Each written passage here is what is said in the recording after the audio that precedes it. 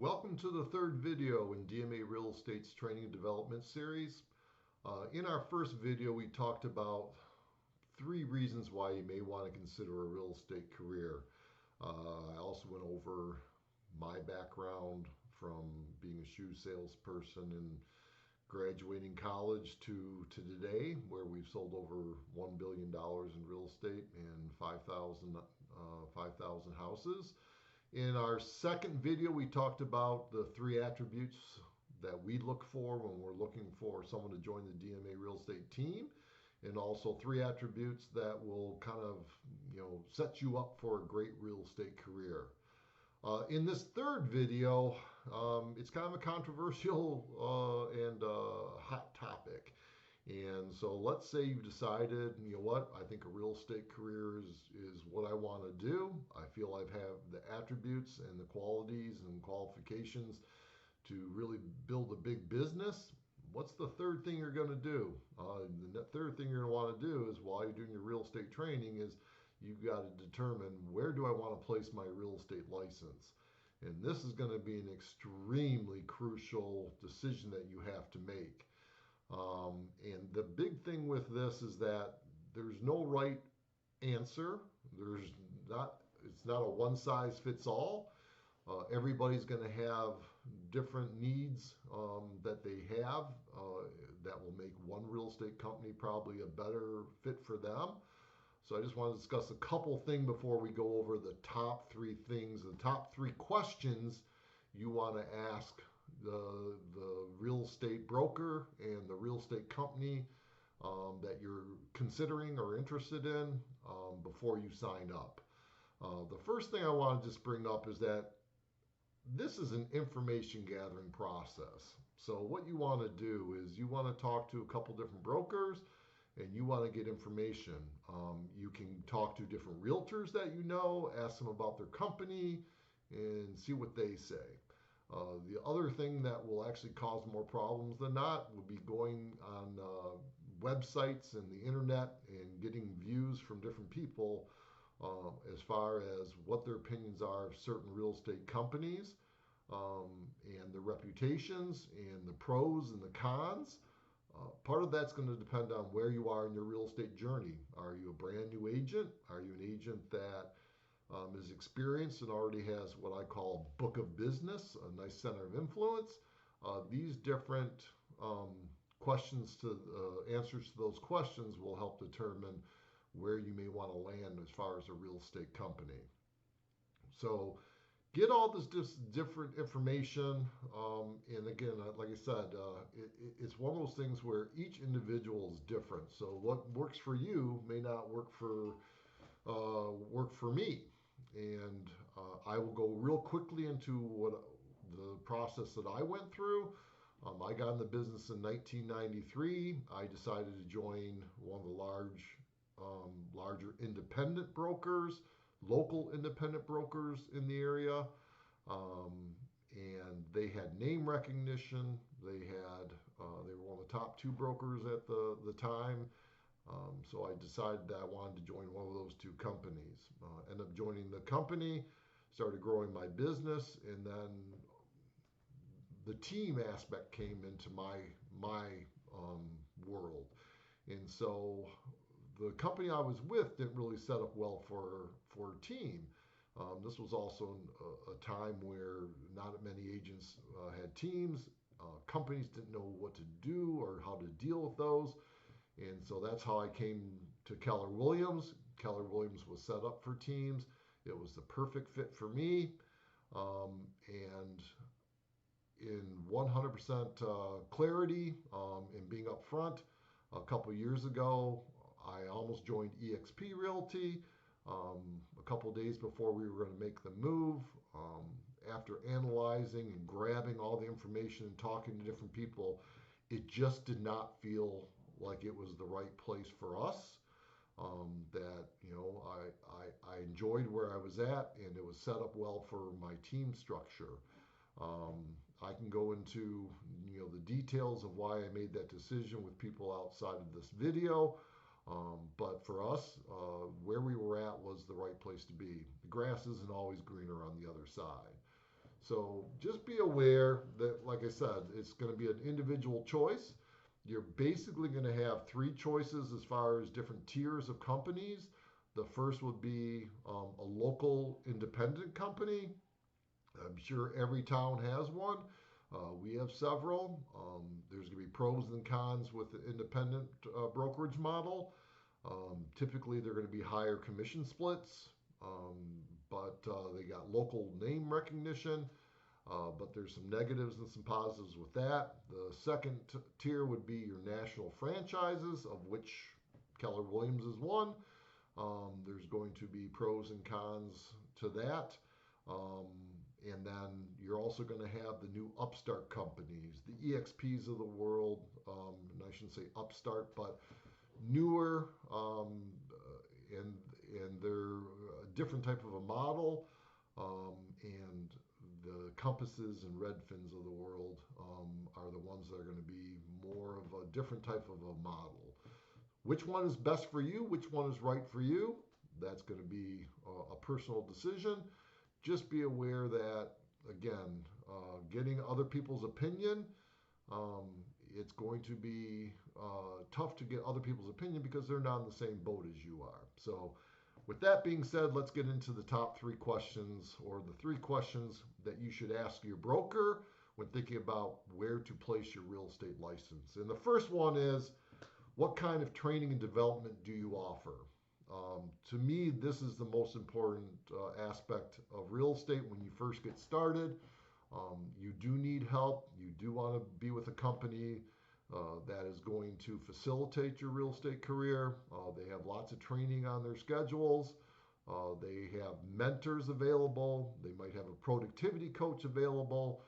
And when you're first getting started, you want to have these different advantages, or you want to have these resources available to you that can help you in your real estate journey.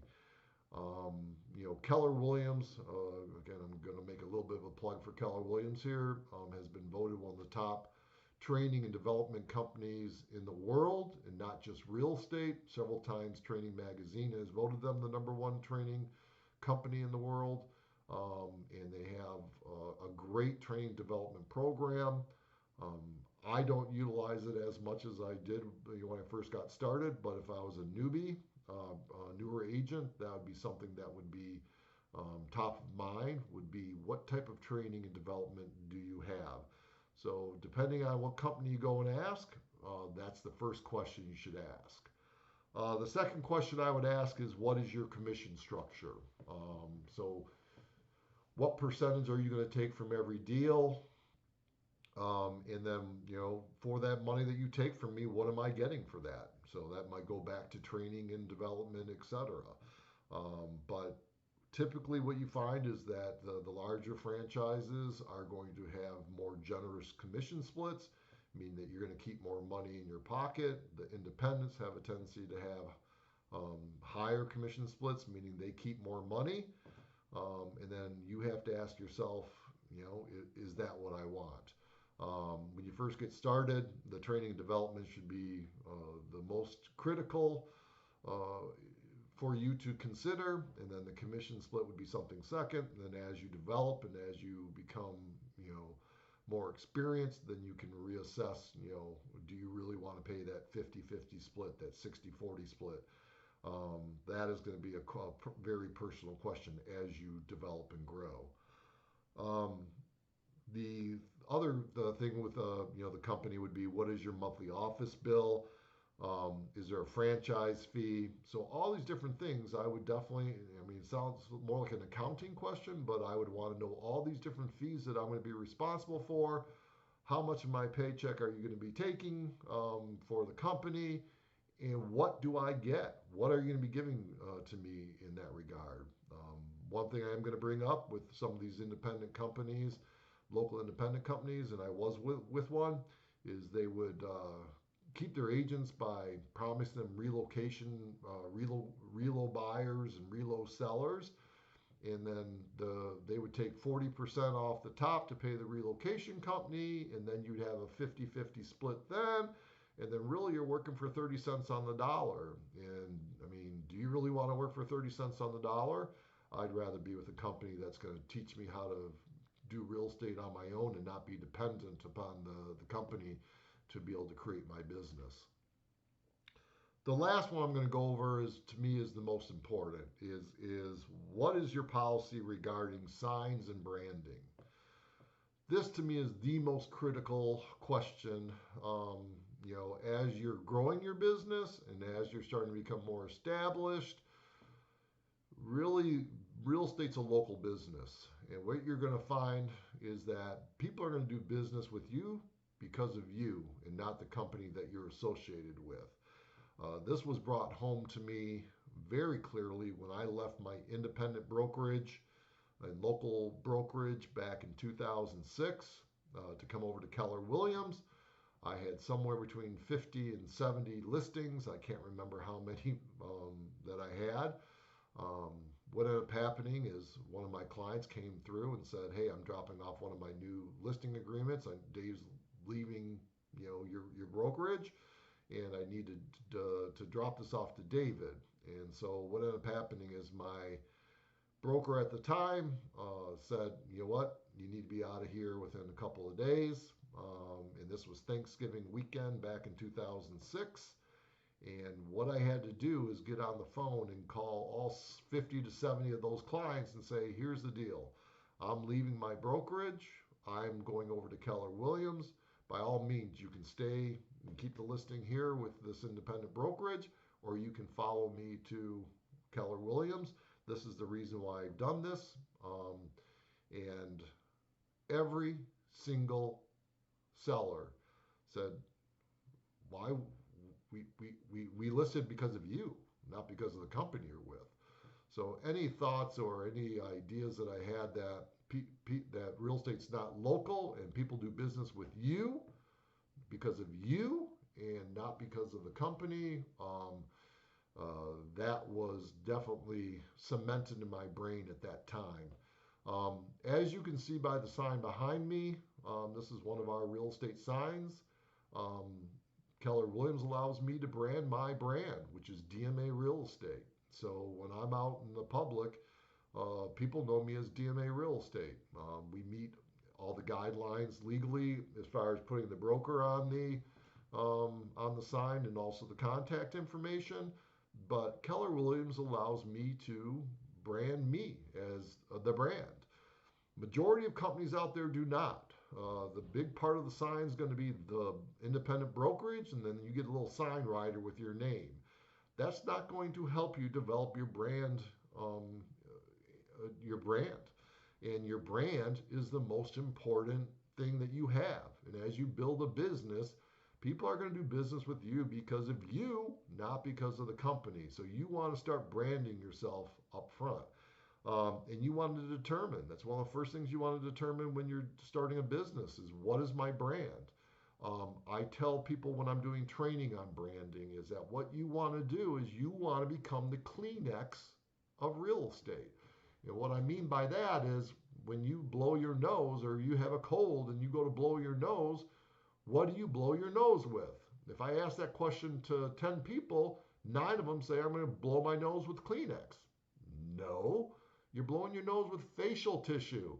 Kleenex is the brand name, but people associate that brand name with the product. And that's what you want to do with real estate. So if it's coming across like this is extremely important, it is. You are the brand name.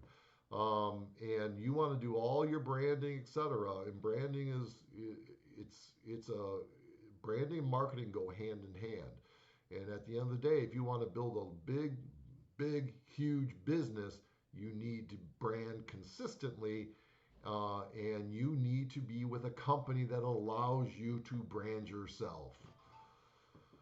So these are the 3 most important questions that I would ask when thinking about a broker. There's so many different parts that go into it. I can, if you're interested why I decided not to go to eXp Realty and stay at Keller Williams, I'd be happy to answer that. But this is a very personal decision. And like I said, it's an information gathering process. And I'm a big believer in grabbing all the information. Go ahead and get on the internet and get people's opinions and stuff like that. But at the end of the day, it's going to depend on what you want to accomplish. And will this company have the same goals and the same vision to be able to help you build your business? And like I said, one of the first video is you're only limited by how big your vision is.